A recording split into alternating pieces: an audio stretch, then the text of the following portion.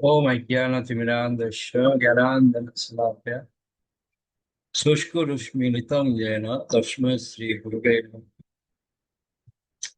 नमो ओम विष्णुपदाय कृष्णपृष्ठाय भूतले श्रीमते जयपदप्रसादिते नमः। नमो आचार्यपदाय निताय गौरकथादामोदाय नगरपदाय नमो ओम विष्णुपदाय कृष्णपृष्ठाय भूतले श्रीमते भक्तिवेदांत स्वामिते नमः।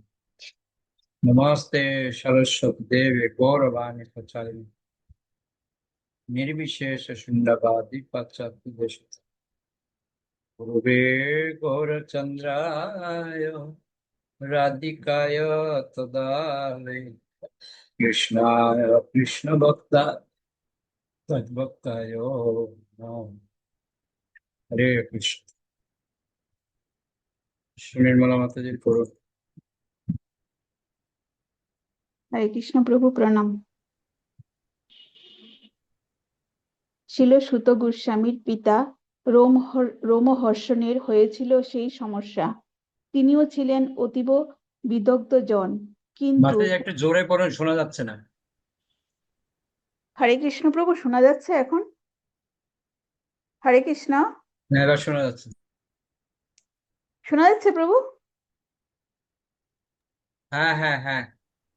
ছিল সুত গোস্বামীর পিতা রোমহর্ষণের হয়েছিল সেই সমস্যা। তিনিও ছিলেন অতীব বিদগ্ধ জন, কিন্তু কোনো ক্রমে তিনি লক্ষ্যে উপনীত হতে পারছিলেন না।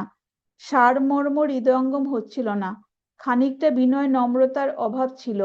যখন আদিগুরু শ্রীল বলরাম প্রভু এলেন, তার দাঁড়িয়ে উঠে শ্রদ্ধা প্রদর্শন করা উচিত ছিল।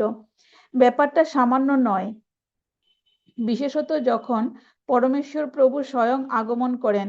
বেশাসন মানে আপনি শ্রী ব্যাসদেবের আসনে উপবেশন করে রয়েছেন, আপনি শ্রী ব্যাসদেবের প্রতিনিধিত্ব করছেন, আর স্বয়ং ব্যাসদেব যখন আসেন নিশ্চয়ই আপনি উঠে দাঁড়াবেন আর তাকে শ্রদ্ধা নিবেদন করবেন।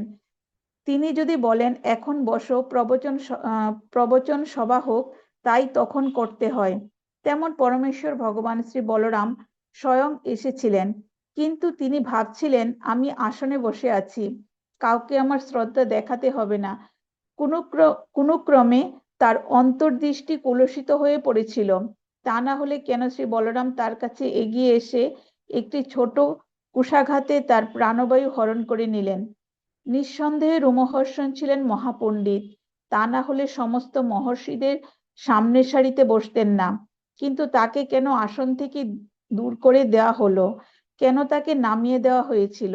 কারণ তিনি শ্রী বলরামকে তার দণ্ডবোধ প্রণাম বা শ্রদ্ধা নিবেদন করেননি। শ্রী বলরামের সামনে আভূমি প্রণত হতে তাকে বাধ্য করা হয়েছিল। এখন আমরা বুঝতে পারি যে কৃষ্ণ ভাবনা সম্পর্কে কিছু বলবার ক্ষমতা অর্জনের জন্য যদিও বিজ্ঞানসম্মত শিক্ষা গ্রহণ খুবই প্রয়োজন, তবু তার চেয়ে যেটা বেশি করে দরকার তা হলো পারমার্থিক দীক্ষাগুরুর প্রতি শ্রদ্ধাশীল হওয়া এবং তার বাণী অনুসরণে বিশ্বস্ত হয়ে থাকা। যদি কোনো মতপার্থক্য থাকে কিংবা যদি অশ্রদ্ধা ভরে কেউ বলে আমার গুরু আমাকে যা শিখিয়েছেন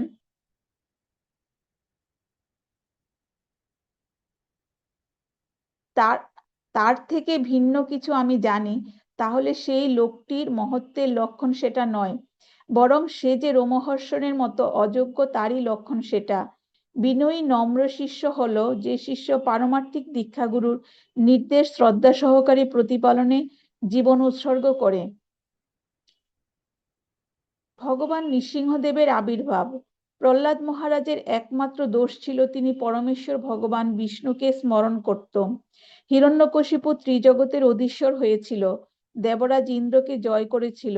এটা একটা ভালো উদাহরণ যে আমরা মনে করি ইন্দ্রিয় তৃপ্তি করে সুখী হব। এই ইন্দ্রিয় তৃপ্তির বাসনা হিরণ্যকশিপুরের ছিল অতুলনীয়। সমগ্র জগৎ জয় করে নিল, কিন্তু একটা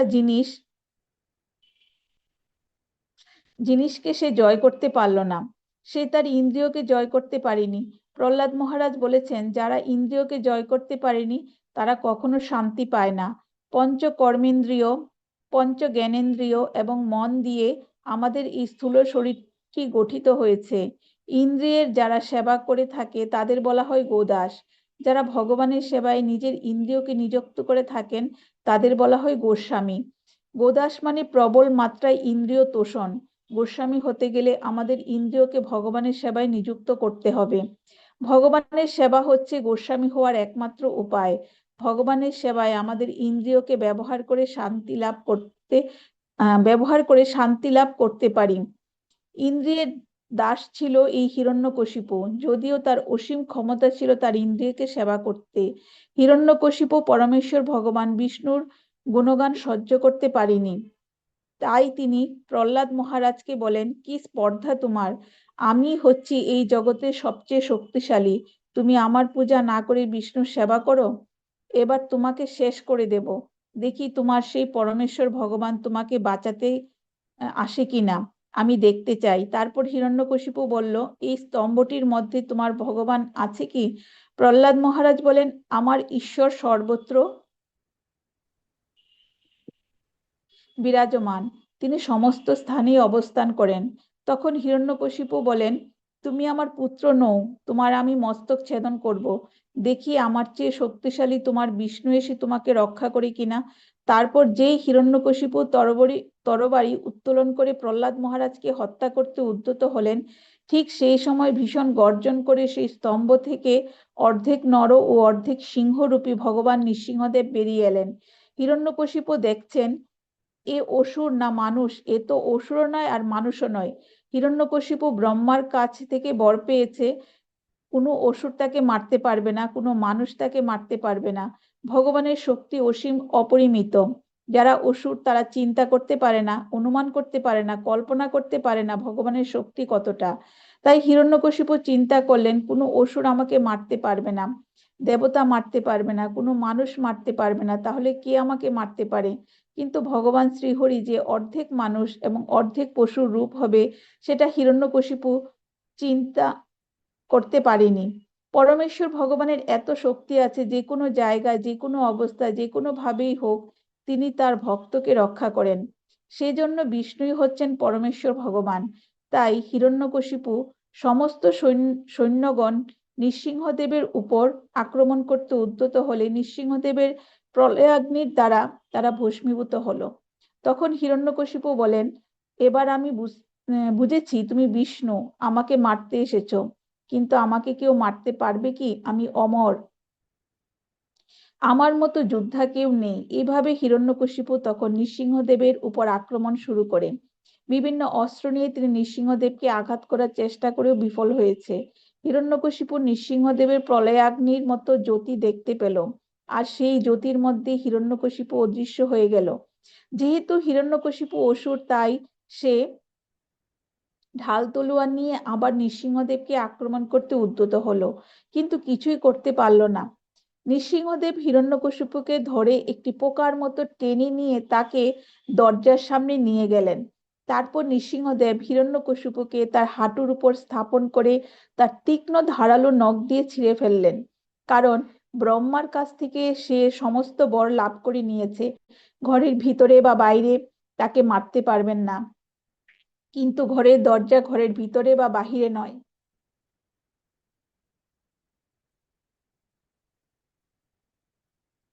দিনে অথবা রাত্রে মারতে পারবে না, কিন্তু নৃসিংহদেব তাকে গোধূলির সময় বধ করলেন, যেটা দিনও নয় এবং রাত্রিও নয়। কোনো অস্ত্র দ্বারা তার মৃত্যু হবে না, তাই নৃসিংহদেব তার নখের দ্বারা তাকে বধ করলেন, নখ কোনো অস্ত্র নয়।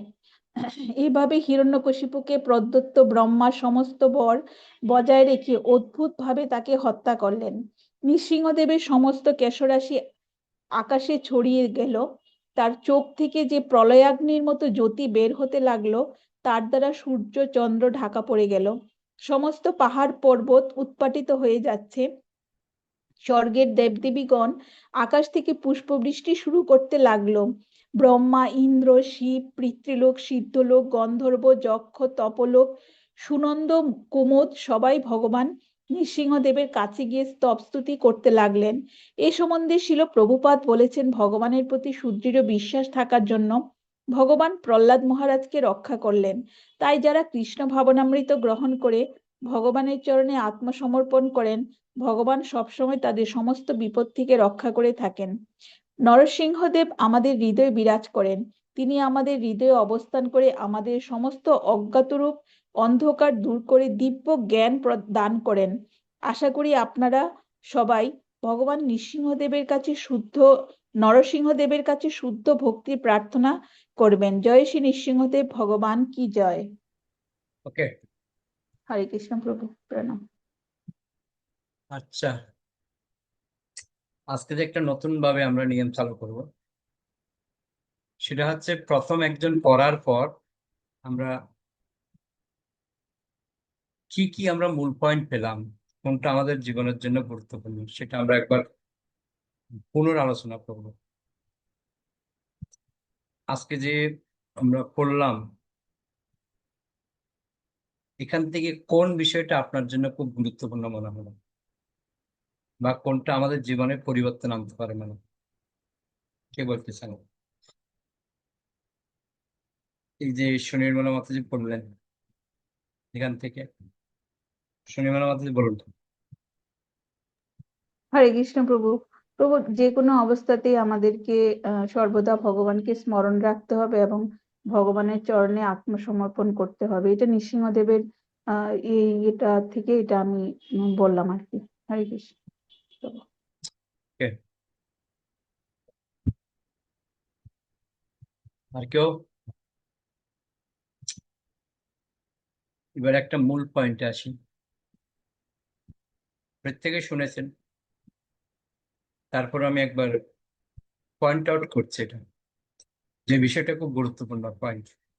আমাদের ভক্তি জীবনে আমরা যে এগিয়ে যাচ্ছি না, তার জন্য এটা গুরুত্বপূর্ণ।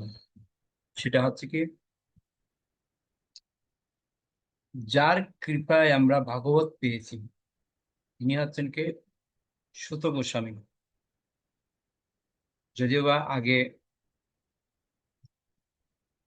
আমরা পরীক্ষিত মহারাজ এবং সুখদেব গোস্বামীর দ্বারা ভাগবত প্রণয়ন হয়েছিল, কিন্তু পরবর্তীতে সুত গোস্বামী কিন্তু আমাদেরকে ভাগবত প্রদান করেছেন নৈমিষারণ্যের মধ্যে, যে ভাগবত বর্তমানে আমরা পড়ছি। তো এই ভাগবতের যিনি মূল, সুত গোস্বামী। তো সুত গোস্বামী যদি এত বড় ভাগবত হতে পারে, তাহলে তার পিতা তিনি কত বড় ভাগবত ভাব, রোমহর্ষণ মুনি। কিন্তু প্রবলেম কি ছিল? প্রবলেম হচ্ছে একটাই,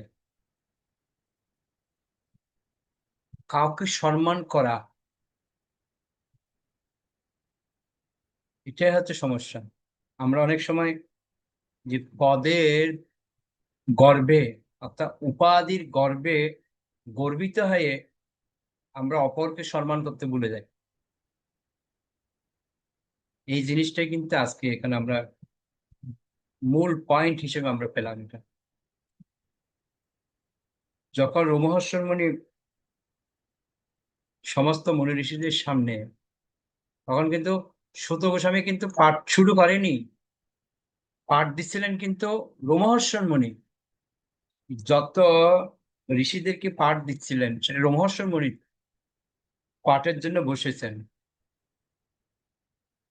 তো ওই সময় যখন আদিগুরু, প্রত্যেকের গুরু হচ্ছে, আদিগুরু হচ্ছে বলরাম। যেমন এই কলিযুগে আদিগুরুকে কে বলতে পারেন? আদিগুরুকে এই কলিযুগে হরে কৃষ্ণ প্রভু, নিত্যানন্দ প্রভু। নিত্যানন্দ প্রভু। অর্থাৎ সেই বলরাম হচ্ছে আদিগুরু, সেই বলরাম হইল নিতাই। এই নিত্যানন্দ প্রভু হচ্ছে আমাদের আদিগুরু। তো দাপর যুগে তখন যে নিত্যানন্দ প্রভু, তিনি যখন এসেছেন, যেহেতু রোমহর্ষণ মুনি অর্থাৎ সুত গোস্বামীর পিতা, তিনি যখন ব্যাসাসনে বসে ভাগবত কথা বলবেন, ওই মুহূর্তে যেই বলরাম এসেছিলেন আদিগুরু, তখন তিনি উনি সিংহাসন থেকে অর্থাৎ তার ব্যাসাসন থেকে তিনি উঠে দাঁড়াননি। এটাই ছিল তার মস্ত বড় অপরাধ। বুঝতে পারলেন? এই জিনিসটা আমাদের কিন্তু শিখতে হবে। আমরা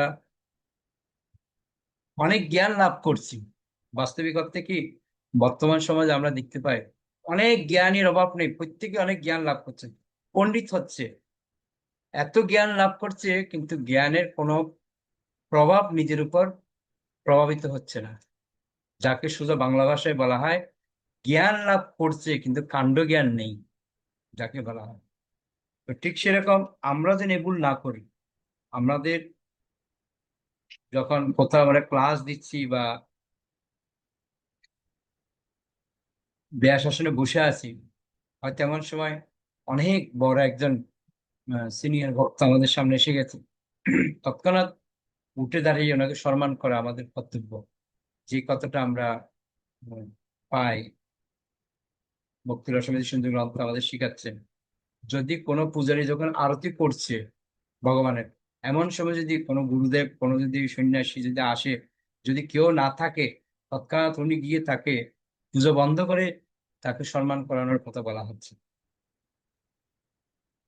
তো ঠিক সেরকম এখানেও আমরা একটা জিনিস দেখতে পাই যে রোমহর্ষণ মুনিকে কিন্তু সর- রোমহর্ষণ মুনি যেহেতু বলরামকে সম্মান প্রদর্শন করেনি, তো বলরাম যেহেতু আদিগুরু, তিনি বেশি কিছু করেনি।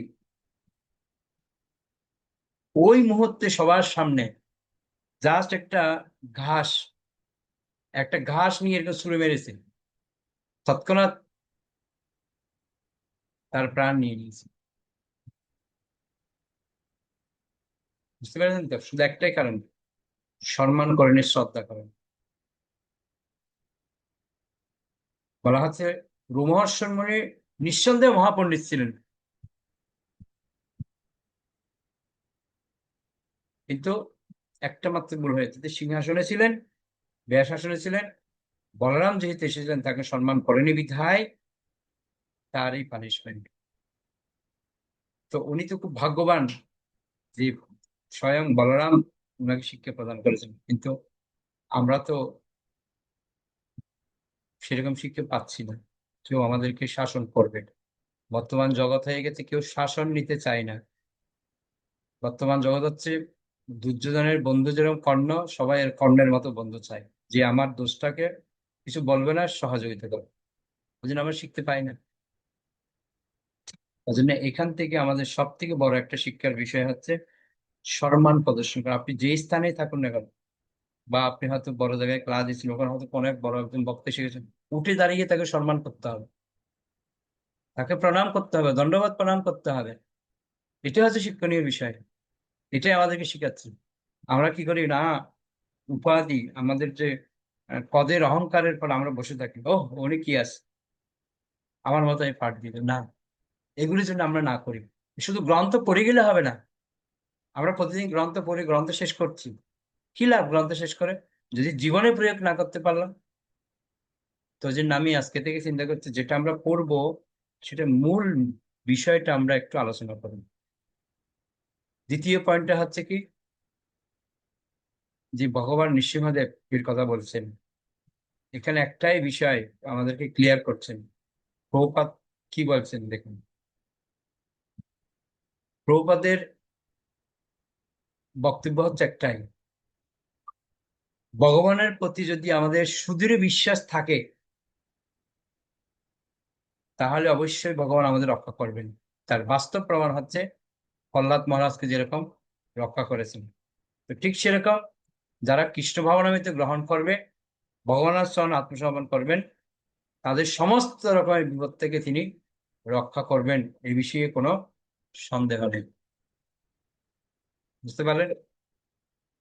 ওকে, উজ্জ্বল বান্য প্রভু পড়ুন।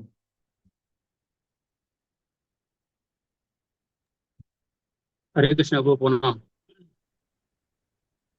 মানুষকে ভক্তে পরিণত করতে গ্রন্থ বিতরণী প্রথম পদক্ষেপ। গ্রন্থ বিতরণী হচ্ছে আমাদের কৃষ্ণ ভাবনামৃত প্রচারের মূল বা প্রাণ কেন্দ্র। শ্রীল ভক্তি সিদ্ধান্ত সরস্বতী ঠাকুরও গ্রন্থ প্রকাশ ও তা বিবরণের উপর জোর দিতেন। তিনি বলতেন, নামহট্টের প্রচার একদিকে যেমন পবিত্র ধামের উন্নয়ন ঘটাতে সাহায্য করে, তেমনি আরো অধিক সংখ্যক গ্রন্থ বিতরণেও সাহায্য করবে। এই ছিল মূল পরিকল্পনা। আমেরিকার হাউস্টনে আমাদের 7টি ভক্তিবৃক্ষ দল আছে। সেখান থেকে কিছুদিন আগে আমাকে ফোনে জানানো হলো যে ওয়ালমার্ট এর জনৈক ম্যানেজার আমাদের একটি ভক্তিবৃক্ষ দলের সদস্য এবং তিনি ওয়ালমার্টের বাইরে বইয়ের টেবিল স্থাপন করে ভক্তদের গ্রন্থ বিতরণের জন্য ওয়ালমার্ট কর্তৃপক্ষের অনুমোদন জোগাড় করেছেন। একটু জোরে বলুন, জোরে। যারা জানে না ওয়ালমার্ট কি, তাদের জন্য বলছি, ওয়ালমার্ট হচ্ছে একটি বৃহৎ বিপণী বা সুপার মার্কেট, যেখানে সবকিছু তারা বিক্রি করে। আপনি যা চান সবকিছুই সেখানে আপনি পাবেন। সপ্তাহের শেষ দিনে হাজার হাজার লোক ওয়ালমার্টে কেনাকাটা করতে যায়। ভক্তরা মাত্র কয়েক সপ্তাহ হলো সেখানে বইয়ের টেবিল সাজিয়ে গ্রন্থ বিতরণ করছে, কিন্তু এরই মধ্যে তারা যথেষ্ট সফল। গত কয়েকদিন আগে আমি যেদিন খবর নিলাম, জানলাম তারা সেদিন $700 মূল্যের গ্রন্থ বিতরণ করছে। খারাপ নয়। রাশিয়াতেও আমি সব সাবওয়ে বা ভূগর্ভ পথগুলির বাইরে বইয়ের টেবিল সাজিয়ে গ্রন্থ বিতরণ করতে দেখেছি। তাই এখন এইভাবে বিভিন্ন স্থানে বইয়ের টেবিল সাজিয়ে গ্রন্থ বিতরণের পন্থাটি প্রচলিত হচ্ছে। আটলান্টায় অনেক ভারতীয় দোকান রয়েছে। ভবিষ্যতে সপ্তাহান্তে কোনো বড় ভারতীয় দোকানের সামনে এইভাবে বইয়ের টেবিল সাজিয়ে আমরা গ্রন্থ বিতরণ করতে পারি। এতে ভারতীয় দোকানদাররা কিছু মনে করবে না, কেননা সেখানে প্রচুর ভারতীয়রা আসেন। দিল্লির ভক্তরা এবছর 2006 সালের কথা, গ্রন্থ বিতরণের ম্যারাথনে প্রথম হয়েছে। শ্রীমৎ গোপাল কৃষ্ণ স্বামী মহারাজ আমাকে বলেছিলেন, 60% গ্রন্থ বিতরণ করেন গোষ্ঠীবদ্ধ প্রচারকেরা। বছরের 1 মাস তারা শুধু এই সেবাই করেন। কিছুকাল আগে ব্যাঙ্গালোরে আমাদের বিভিন্ন ভক্তিবৃক্ষ গোষ্ঠীগুলি পরস্পর গ্রন্থ বিতরণের প্রতিযোগিতায় নেমেছিল। তারা এতটাই প্রতিযোগী মনোভাবাপন্ন ছিল যে ম্যারাথন শেষ হয়ে যাবার পরও তারা চাইছিল এরকম প্রতিযোগিতা চলুক। এটিও একটি নতুন দিক। গ্রন্থ বিতরণের আরেকটি বড় দিক হলো জনস্বার্থ ভিত্তিক গ্রন্থ বিতরণ। জনসাধারণের সঙ্গে আমাদের প্রীতির সম্পর্ক গড়ে তুলতে হবে। গ্রন্থ বিতরণের পরিমাণের উপর শুধু নজর দিলেই চলবে না, জনসাধারণের সঙ্গে সখ্যতার সম্পর্ক তৈরির গুণের দিকেও আমাদের নজর দিতে হবে। জনসাধারণ যদি ভক্তদের প্রতি ভালো ধারণা জন্মায়, তারা যদি ভক্তদের পছন্দ করে, যদি ভক্তরা মানুষের সঙ্গে ভালো ব্যবহার করে, তাহলে কাউকে গ্রন্থ বিতরণের জন্য আর আলাদা করে কোনো বিশেষ কৌশল পরিকল্পনার দরকার হয় না। প্রথমবার যদি কেউ গ্রন্থ নাও গ্রহণ করেন, যদি তার সঙ্গে ভালো ব্যবহার বজায় থাকে, তাহলে পরের বার সে নিশ্চয়ই গ্রন্থ গ্রহণ করবে। কেউ গ্রন্থ না কিনলেও তার সঙ্গে আমাদের সখ্যতার সম্পর্কটি বজায় রাখা উচিত। যদি ভক্তদের নাম, ঠিকানা, ফোন নম্বর ইত্যাদি যোগাযোগের সূত্র সম্বলিত কার্ড থাকে, তবে সেটি সেই মানুষটিকে দিতে হবে। যারা গ্রন্থ কিনছে তাদের সঙ্গে একটি প্রীতির সম্পর্ক গড়ে তোলা উচিত। তাকে অনুরোধ করতে হবে, গ্রন্থটি পাঠ করে আপনার কেমন লাগলো, আপনার মতামত আমাদের চিঠি লিখে জানাবেন। গ্রন্থের ক্রেতা গ্রন্থ বিতরণকারী ভক্তকেও তার মতামত জানাতে পারেন, অথবা গ্রন্থ বিতরণকারী ভক্তদের কাছে একটি অতিরিক্ত চাপ মনে হলে গ্রন্থের ক্রেতাকে নিকটবর্তী ইসকন কেন্দ্রে তার মতামত জানাতে বলতে হবে। আর নিকটবর্তী ইসকন কেন্দ্রকে সেই সব মতামত প্রেরণকারীদের সঙ্গে চিঠির উত্তর দিয়ে অথবা যে কোনো ভাবে যোগাযোগ গড়ে তুলতে হবে। তবে সাধারণত গ্রন্থ ক্রেতাগণ বা সাধারণ মানুষেরা প্রথম যে ভক্তের সঙ্গে পরিচয় হয়েছিল, সেই ভক্তের কাছ থেকেই আবার শুনতে চায়, ও আমি ওই ব্যক্তির সঙ্গে প্রথম পরিচিত হয়েছিলাম, উনি খুব সুন্দর ব্যক্তি। ঠিক যেমন আমি যখন কোনো গোষ্ঠীগত প্রচার দলের সদস্যের সঙ্গে মিলিত হই, তখন অনেকেই তারা আমাকে বলেন প্রথম কে তাদের গ্রন্থ বিতরণ করেছিলেন, সেটা তাদের মনে আছে। ভক্তরা গ্রন্থ বিতরণ করার মাধ্যমে কৃষ্ণের সঙ্গে সাধারণ মানুষের পরিচয় ঘটাচ্ছে, তারা কৃষ্ণকে প্রদান করছে, মানুষ সেই গ্রন্থ পাঠ করছে, আর সঙ্গে সঙ্গে তাদের পারমার্থিক জীবনে শুরু হচ্ছে। তাই কখনো কখনো গ্রন্থ বিতরণকারী ভক্তদের বর্ত প্রদর্শক গুরু বলা হয়, অর্থাৎ যে মানুষ শ্রীল প্রভুপাদের গ্রন্থ বিতরণের মাধ্যমে পথ প্রদর্শন করছে। তাই এটি একটি খুব গুরুত্বপূর্ণ দায়িত্ব। মানুষের সঙ্গে আমরা কিভাবে কতখানি প্রীতির সম্পর্কিত হতে পারি, সেই গুণমানের উপর আমাদের তাই জোর দেওয়া উচিত। যে সকল মানুষের সঙ্গে আমাদের ভালো সম্পর্ক গড়ে উঠবে, যারা আগ্রহী, তাদের নাম ঠিকানা আমাদের চিঠি পত্র পাঠাবার ঠিকানার তালিকায় রাখা উচিত এবং তাদের সঙ্গে আমাদের যোগাযোগ রাখা উচিত। তারা হয়তো আরো গ্রন্থ পেতে চায়, ও আমি এই বইটি পড়েছি, এখন আমি আরেকটি বই পড়তে চাই। আমাদের তাদের সঙ্গে সর্বদা যোগাযোগ রেখে চলতে হবে, যাতে তারা ভবিষ্যতে ভক্ত হতে পারেন এবং একইভাবে তারাও যাতে গ্রন্থ বিতরণ করে এই কৃষ্ণ ভবনামৃত আন্দোলনকে ছড়িয়ে দিতে আমাদের সাহায্য করতে পারেন। সারা পৃথিবী জুড়ে আমাদের ইসকনের গ্রন্থ বিতরণকারীদের সঙ্গে হাজার হাজার মানুষের সংযোগ ঘটছে। প্রতিটি 7 সেকেন্ডে একটি করে গ্রন্থ বিতরিত হচ্ছে, অর্থাৎ প্রতি 7 সেকেন্ডে একজন করে মানুষ কেউ না কেউ পারমার্থিক গ্রন্থ লাভ করছেন। আমি জানি না 1 মাসে কতজন মানুষ তার সদ্ব্যবহার করছে, কিন্তু এটা ঠিক ভক্তেরা অসংখ্য মানুষের সংস্পর্শে লাভ করছে। আমাদের তাই এরকম একটি ব্যবস্থা রাখা উচিত, যাতে আমাদের সঙ্গে পরিচিত হওয়ার মানুষের সঙ্গে সম্পর্ক বজায় রেখে তাদেরকে পারমার্থিক গ্রন্থ পাঠে উৎসাহিত ও প্রশিক্ষিত করা যায়। ওকে ওকে ওকে হরে কৃষ্ণ। এই যে উজ্জ্বল বর্ণপ্রভু পড়লেন, এখান থেকে আপনাদের কার কি মতামত শুনি, কোন পয়েন্টটা আপনার জন্য খুব ভালো মনে হলো? সর্বরকম মাতাজি বলুন। হরে কৃষ্ণ প্রভু প্রণাম। প্রভু এখানে মূল পয়েন্ট ওইটা আমার ভালো লেগেছে খুব, যে আমরা যে গ্রন্থ প্রচার করব, সেই গ্রন্থটা আমরা কি যাকে দেব, সে তাকে বলবো যে আপনার গ্রন্থটা পড়ে কেমন লেগেছে আমাকে জানাবেন, কিংবা ইসকনে মন্দিরে জানাবেন। যে কোনোভাবে আপনার মানে ওনার ফোন নাম্বার নিতে হবে, যোগাযোগ করতে হবে ওনার সাথে, যে কেমন ভালো লেগেছে, যাতে আরো গ্রন্থ নেয়, এইভাবে ওনার সাথে যোগাযোগ রাখতে হবে। প্রভু এটা ভালো লেগেছে। ওকে, থ্যাংক ইউ। সদানন্দিনী মাতাজি।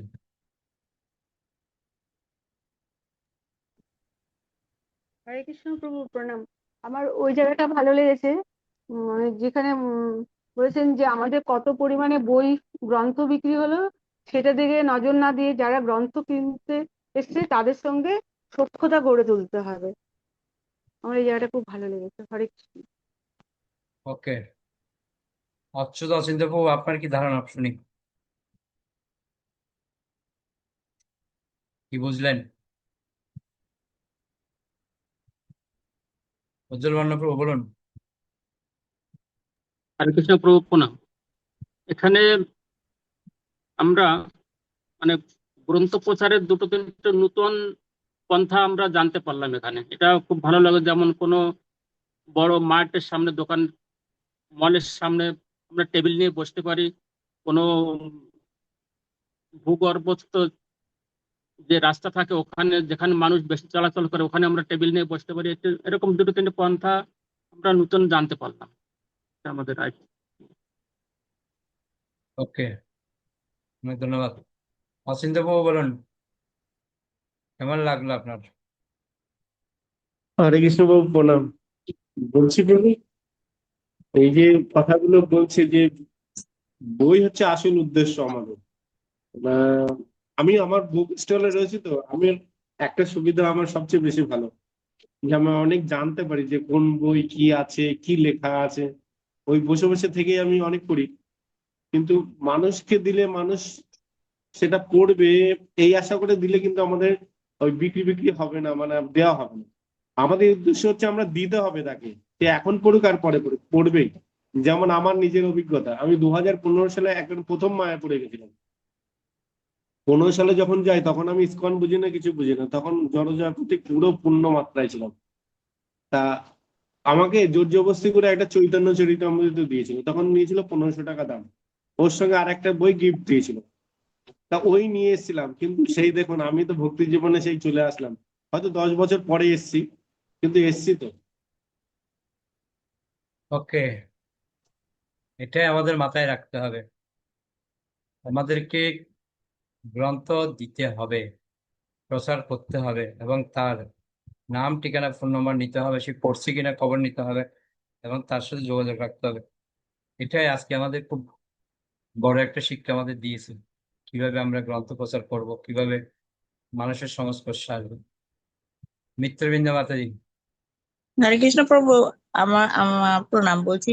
আমার এটাই গ্রন্থ বিচারে এটাই বলছি যে প্রভুপাদ আমাদের তো সবসময় বলে যে বলে বলে এসছেন গ্রন্থতে যে আমার গ্রন্থ পড়ুক আর না পড়ুক, আমি এটাই মনে করি পড়ুক আর না পড়ুক যেভাবে হোক একটা যদি দিতে পারি অ্যাটম বোমের মতো কোনোদিন না কোনোদিন এটা হবে।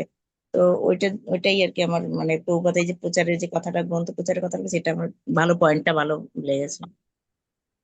ওকে, আমাদের 15 দিন আগে আমাদের মিত্রবৃন্দ মাতাজি আন্দামানে গ্রন্থ প্রচার করে আসছে, অনেকগুলি গীতা, অনেকগুলি গ্রন্থ প্রচার করে আসছে।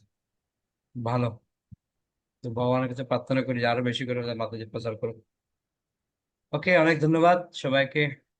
আমরা এইভাবেই প্রতিদিন গ্রন্থ অধ্যয়ন করি, আর গ্রন্থ অধ্যয়ন করে সেটা আমরা হৃদয়ঙ্গম করার চেষ্টা করব। এইভাবেই যেন আমরা রাত কাটাতে পারি, রাত্রে আমরা ঘুমাতে যাওয়ার আগে যেন এভাবে গ্রন্থ অধ্যয়ন করে ভগবানের কথা স্মরণ করে যেন ঘুমাতে যেতে পারি, এটাই প্রার্থনা ভগবানের কাছে। ওকে, অনেক অনেক ধন্যবাদ সবাইকে অংশগ্রহণ করার জন্য। বাঞ্ছা কল্পতরুভ্যশ্চ কৃপা সিন্ধুভ্যেব চ পতিতানাং পাবনেভ্যো বৈষ্ণবেভ্যো নমঃ। আনন্দরূপেশ্য বৃন্দা কি জয়, নিতাই গৌর প্রেমানন্দে হরি হরি। তো সবাইকে অনেক ধন্যবাদ। এভাবেই আপনারা গ্রন্থ অধ্যয়ন করুন। কমসে কম সারা দিনের মধ্যে আমরা 8 ঘন্টা কমসে কম গ্রন্থ অধ্যয়ন করছি, এটাই হচ্ছে আমাদের সব থেকে বড় পাওয়া। কিছু করি আর না করি, গ্রন্থ অধ্যয়ন তো হচ্ছে। এভাবে আমরা এগিয়ে যাব আস্তে আস্তে, যেন আমরা আরো ভালো করে এই গ্রন্থ অধ্যয়ন করে হৃদয়ঙ্গম করতে পারি। যে জায়গায় আপনারা বুঝতে পারবেন না সেটা প্রশ্ন করবেন, যে জায়গাটা আপনার খুব ভালো লেগেছে সেটা শেয়ার করুন, যে জায়গাটা মনে হচ্ছে এটা আমি আহ, কাউকে বলে তার জীবন পরিবর্তন করতে পারে, যেটা আপনার সুবিধা হয় ঠিক সেভাবেই আপনারা এগিয়ে যান, এটাই প্রার্থনা আপনাদের কাছে। হরে কৃষ্ণ। আগামীকাল একাদশী, সবাই ভালোভাবে একাদশী পালন করুন। আবার আগামীকাল আমাদের আবার ক্লাসও আছে সকালে। ওকে, হরে কৃষ্ণ।